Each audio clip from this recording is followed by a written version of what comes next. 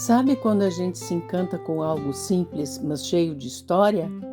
É assim com o English Paper Piecing, ou como muitos chamam carinhosamente, papelaria inglesa. Sou Sabrina, criadora do canal Amando Patchwork.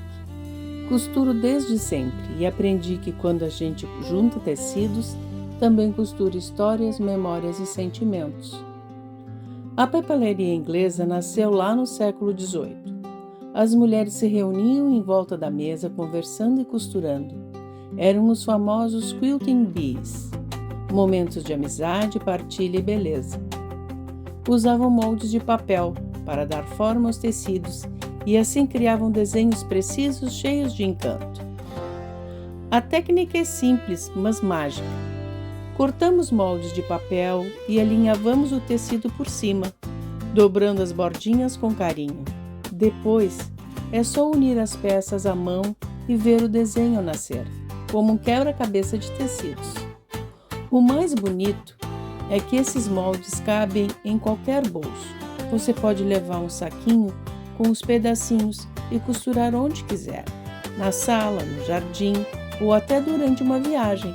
É uma companhia silenciosa, dessas que aquietam o coração. Hoje a sugestão é o molde diamante. E aqui vai uma dica do ateliê. Use agulhas finas, os pontos ficam quase invisíveis. Escolha uma linha forte, porque ao passar pelo papel, ela sofre resistência. As linhas de poliéster são ideais, mais firmes e duráveis do que as de algodão. Gosto de usar tons parecidos com os tecidos, assim o acabamento fica suave e delicado. E lembre-se, o charme do patchwork mora justamente nas combinações inesperadas. A cada pontinho, o tempo desacelera.